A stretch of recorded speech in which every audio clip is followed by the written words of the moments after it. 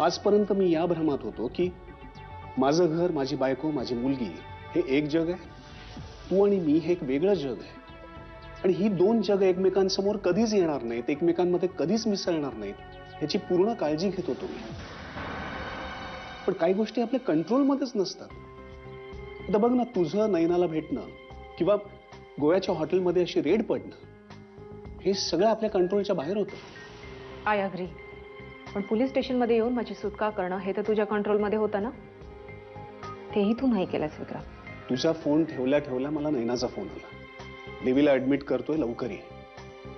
मला जाणं भाग होतं, पण मी जर गेलो असतो तर काय अगदी देवीची तब्येत सुधारली असती असं नाही.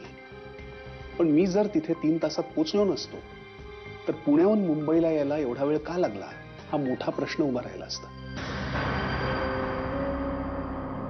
मी स्वतः जर पोलीस स्टेशनमध्ये आलो असतो तर रात्रीपर्यंत मी मुंबईला पोहोचूच शकलो नसतो. आणि मग मी माझ्या बायकोला काय सांगणार होतो? पुण्याहून मुंबईला यायला मला 8 तास का लागले? जेव्हा जेव्हा तुझा राग शांत होईल तेव्हा शांतपणे ह्या गोष्टीचा विचार कर. नंतर तुला काय हवं तू निर्णय घे.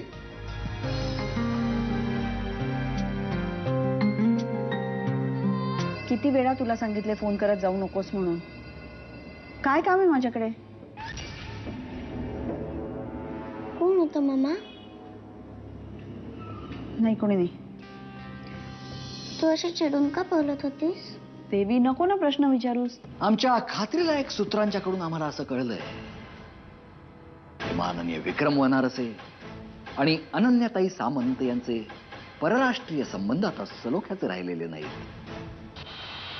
थोडक्यात त्यांच्यात फाटलंय. तेव्हा बेबी, तुझे चान्सेस खूप ब्राईट आहेत. कारण अनन्या एकदा त्याच्या आयुष्यातून निघून गेली ना की मग त्याला डोकं ठेवायला दुसरा एखादा खांदा लागेलच ना. कोणाला काय वाटतं माझ्याबद्दल गौरी? अभय, त्याला काय वाटलं माझ्याबद्दल? तो गेलास ना मला सोडून शिपवर, त्या समुद्रावर. आणि विक्रम, वाटलं होतं की Vikram. Just shut up, okay? अगं, लाज वाटली पाहिजे तुला स्वतःची. एखाद्या रस्त्यावरच्या बेवड्यासारखी बरळतेस तू. बरोबर बोलतेस तू गौरी. लाज वाटते मला स्वतःची. आरशात बघितल्यावर मला माझीच लाज वाटते. आणि म्हणून मला हे प्यायचं शिकवलं. नाही नाही अनु, हे प्यायल्यावर ना समावून सगळंच वाटणं कमी होऊन जात. ऐक माझं अनु, इकडे बघ माझ्याकडे. हे जे आज केलेस ते तू पुन्हा कधीच करणार नाहीयेस.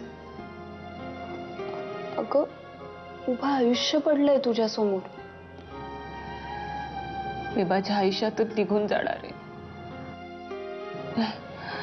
माझ्या फुटक्या विखुरलेल्या आयुष्यातून निघून जाणार आहे मी. का वागलास विक्रम तू माझ्याशी असा?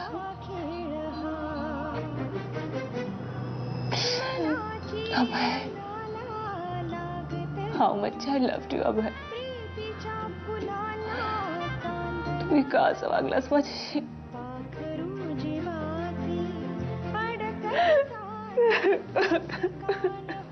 तर उद्याचा दिवस रिक्षानी किंवा टॅक्सीनी ऑफिसला जा. त्याने काय होईल? मी उद्या सकाळी पुण्याला जाईन आणि गाडी घेऊन येईन. कसं कसं जमणार ते? का नाही जमणार? मला फुल कॉन्फिडन्स आहे. अरे, जाताना आपल्या ड्रायव्हर बरोबरच जाईल आणि येताना त्याच्या मागे मागे आपली गाडी घेऊन येईन हळूहळू. त्यात काय प्रॉब्लेम आहे? मग तू इथून निघालीस आणि तिथून जर मेकॅनिक गाडी घेऊन निघाला तर? आपण त्याला फोन करून सांगू की मी गाडी घ्यायला येतेय. पण कशाला एवढं? विक्रम, तुझा माझ्यावर विश्वास नाहीये का? असं नाहीये. झालं तर मग उद्या सकाळीच मी जाते पुण्याला आणि गाडी पण घेऊन येते आणि त्यांचे पेपर्स पण. पण